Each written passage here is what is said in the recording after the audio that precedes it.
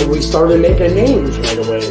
And I loved it. I was robbing drug dealers, taking their gold right off their neck. And the shit we did, who's going to call the police on you? A drug dealer?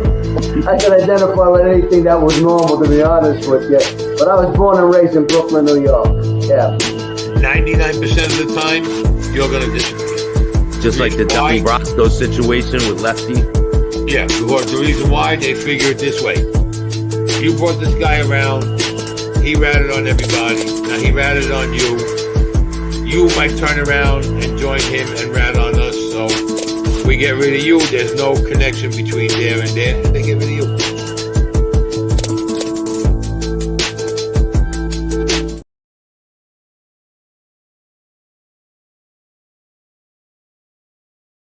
Welcome to another episode of Chatting with Staxx. I'm your host, Bill Staxx, and today, got Convict Inc., Robert Rosso. What's up, man? How you doing? What's up, man? How you doing? Nice to be here. I'm glad to be on the show. I appreciate it. Thank you.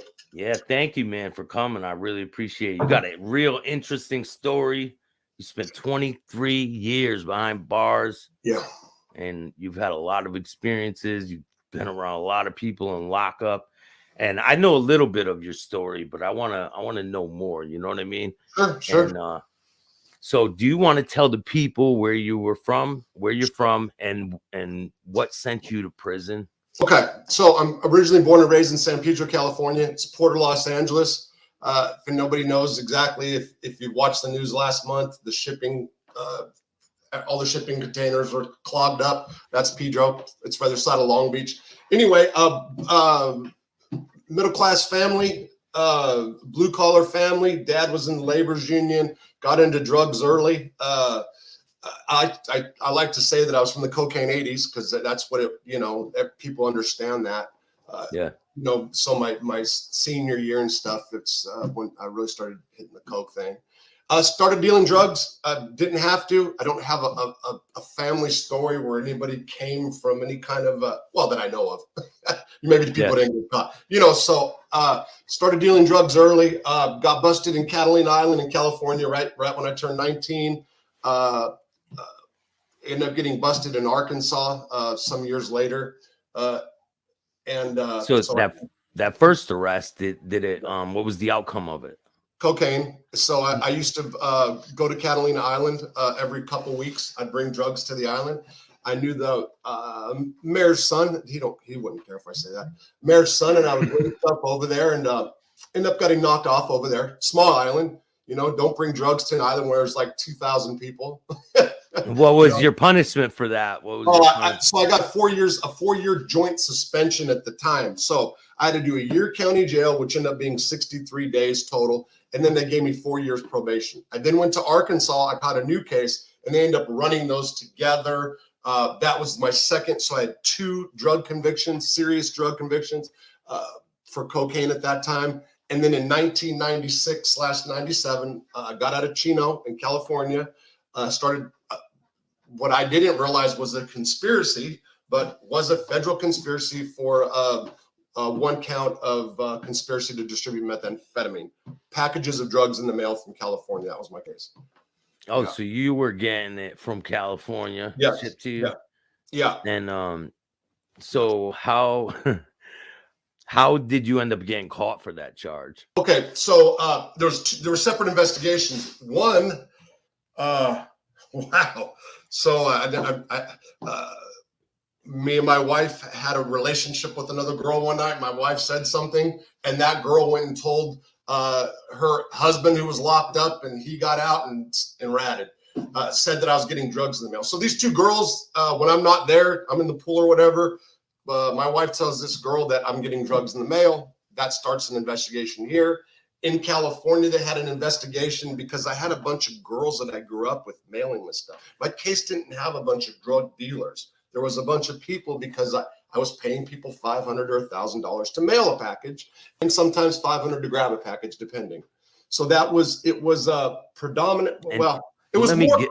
Go ahead. Let me guess. Where did you meet these people that you're getting it from the mail? The people that you linked up with them, you met them in prison, right? No. Childhood friends. Really? Childhood friends. No, like like little kids, like grade school, junior high school. Yeah. Oh, so you know them from like Yes, and these were and like the girls that were these was my first wife's friends. I went to Catholic school with some of them, high school with the others, and they were just most of them, and either just ended a relationship or they were doing like the 20-something single girls that had a couple kids or whatever, finding themselves again, or and they needed money. That's what it comes down to. Because I'm kind of getting off track. But so anyway, I ended up getting busted for it was a meth charge, even though my case was predominantly weed, coke, then meth, but whatever. Hey, before you go on to that, what did the arrest look like when they came to bust you? Geez. So I was in a small town close to where I live now in Arkansas, and what had happened was a package came and to a little post office. My mom gets the mail, drives home with the package, and then drives 20 miles, and the cops follow her. No, she wasn't involved in the conspiracy, as in she knew, it wasn't like that. They followed her, Postal Service, DEA, FBI, state, it was kids in the house, terrible. Like something you'd see in the movie, just horrible, kids screaming, don't take my daddy. I mean, just horrible butts. It was. And they tore apart the house looking for the package my mom brought. And that's pretty much what happened. They offered me, ultimately the feds took over because it was like state feds take over. They offered me 5 years to snitch. I say no. They offered me 2 years. I say no. They said, you're going to get life. They filed what's called an 851 enhancement notice. That is the federal equivalency of the 3 strikes law that we had. And I got life without the possibility of release. Yeah. Now, when you're going to court and everything, what is it like to be facing that much time? Life, like to be the possibility to be in prison for the rest of your life. What is it? What's that feeling like when they're telling you all this and you're standing up there and like? So I knew going in, like there was only going to be one outcome. Okay. When I got arraigned, the magistrate actually arraigned me to mandatory life. We can talk law all day. There's issues with that. So I knew from jump that I was either going to tell, which that wasn't on even part of the agenda, or I was going to get life. Like I never really, there was moments when I'm like, wow, can I beat this in the middle of trial? Man, am I going to hang but I knew. And what was it like? So I was 27 years old.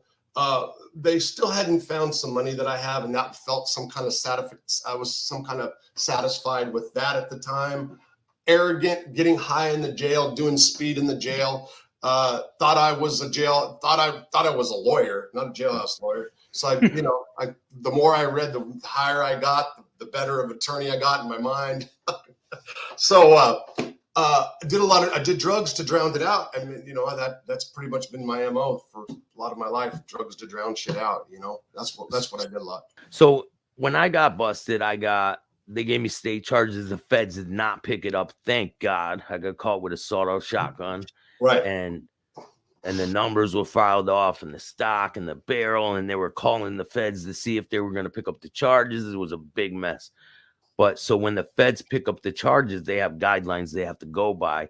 Yeah. And then, so where do they end up placing you? And another thing I want to ask you is, a lot of people say you would rather go to the feds than go to state prison. Ooh. Is that true? Man, depending on the state, but I would say no. So the feds probably back in the day were good. In the 80s and the 90s, when it was more club fed, even the pens that were violent and all that stuff, the food was better. The staff was different towards how they treated, convicts versus staff back in the day, I would rather be in California prison system doing life than I would have been in the feds. Conjugal visits, yes, they went through a thing where lifers couldn't get conjugal, then they couldn't and all that. But TVs in your cells, way probably more respect and stuff. I don't know. I would definitely say that nowadays state would be better. Now, there's some states in the South that I wouldn't want to do. I don't think I'd want to do a life sentence in Arkansas. You know what I mean? I heard it's changed. Mississippi, Alabama, so And the guys from there know exactly what I'm talking about. I'm not putting down their state systems or nothing, so don't think that. You know what I'm saying? I wouldn't want to be there either. Yeah. So, but like you got to imagine, like maybe up north, like the Dakotas, or like I know some people that there's some guys that did time up in South Dakota that told me about it. It sounded pretty decent. So but all in all, prison sucks. So, Yeah, it definitely does, man. So when you're out in California, what is it like to be in a prison where they're segregating people, whites and blacks and all that? Well, Because it's a lot different from state prison, okay. everywhere else in the country. Yeah. So, are you asking me what it's like when I went to state prison out there In California? Oh, Yeah. okay. So yeah. So in California, I mean, you're automatically basically placed in gangs. Even though you're with your hometown, your city, your car, they don't call them cars out there, do they? I forgot. It's been so long. In the feds, they call them cars. Yeah. In the state, they could just call them like cliques or something, right? Just your homies, your homeboys, so you're automatically put there. Like there's not much of a choice, I'd imagine if you're an older guy or something, in some cases, especially when you're in your 20s, and you don't have a choice but to be put in that. So California, everybody has their prison face on. Mean mugging constantly. That's this is the way I explain it. California, everybody's kind of mean mugging, and the feds, people let their hair down. What's good, everybody? I hope everyone's having a great day. So, Rob is in prison, as everyone knows. Hopefully, he gets his stuff together, and that interview is pretty long. So, it's a 4-part interview. I'm going to be dropping it piece by piece, but I wish Rob the best. I'll be back on at 6 o'clock with Mr. Ramundi. So stay tuned for that. And make sure you guys hit the like, subscribe, and notification bell so you can get my videos every time they drop. And remember, don't be a bitch.